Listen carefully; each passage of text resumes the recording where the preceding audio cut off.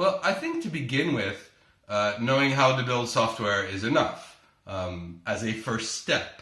At one point or another, you need to start building other skills, whether it's business knowledge in a given industry that you're working in, or maybe you need to understand new technologies as they come out and how they fit together with what you do. But I mean, all of that can only really be learned on the job. You go to university to learn some basic skills and to learn how to learn. It's always going to be different once you start your first job. Oh, well, I guess that's, for me, that's kind of a given.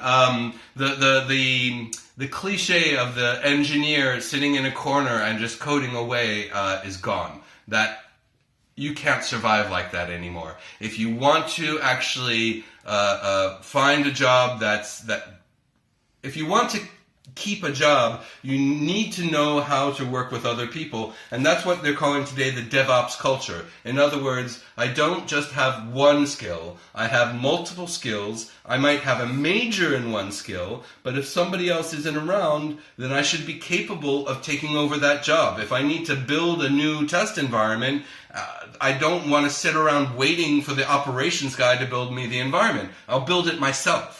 And if I'm coding and the tester, there's the difference between a developer and a tester is starting to narrow now. The days of testers who didn't know anything about technology is gone.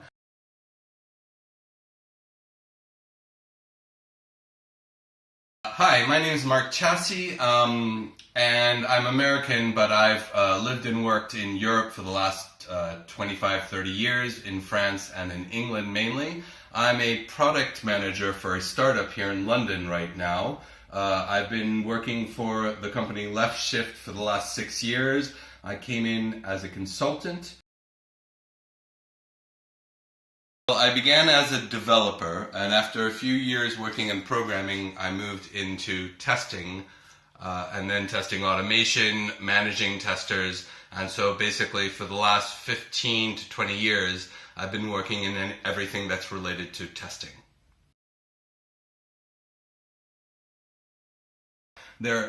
Software today is a huge, like everything is software now. So I'm hoping the market isn't saturated in exactly where we're building our software. The whole idea is that we found a gap, so we hope that nobody else is building the same kind of software as we are, and that way we can make a lot of money.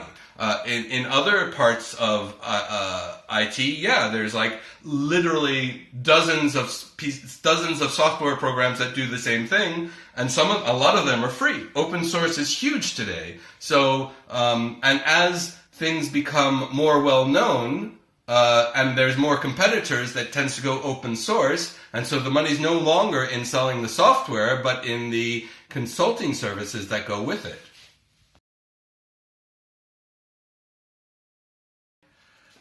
One of our developers? Yeah. For developers, it depends. I mean, we're looking for both junior and senior developers. I mean, obviously, it's all in Java, even if there's a lot of other new languages coming out.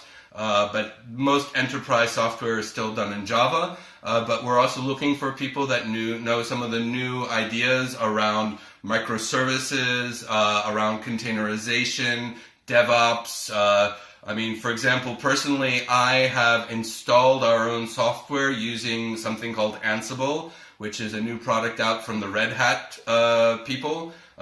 So I'm sure you guys probably know what some of these things are and some of them aren't, but things change like every 6 months, so you'll have to keep on top of everything. I haven't seen a paper CV in like 20 years.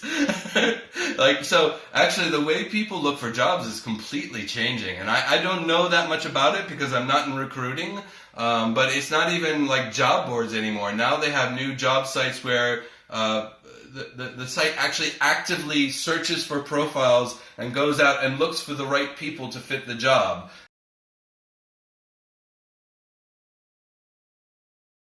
We switched from pure consulting to software development because we found a gap in the market and we decided to build that piece of software.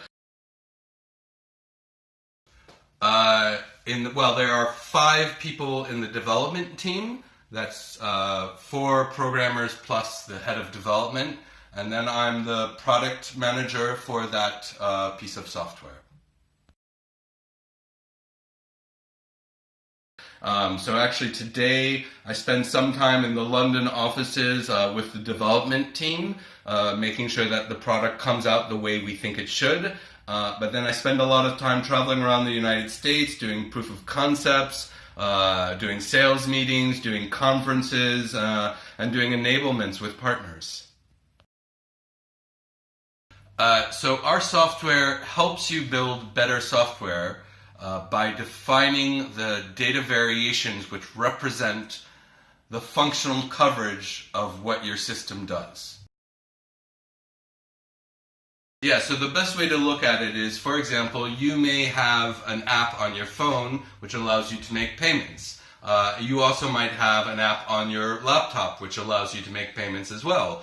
But the rules which allow you to make payments on your phone or on your laptop are not the same. Also, if you make a payment in euros or you make a payment in euros to dollars, the rules are not the same.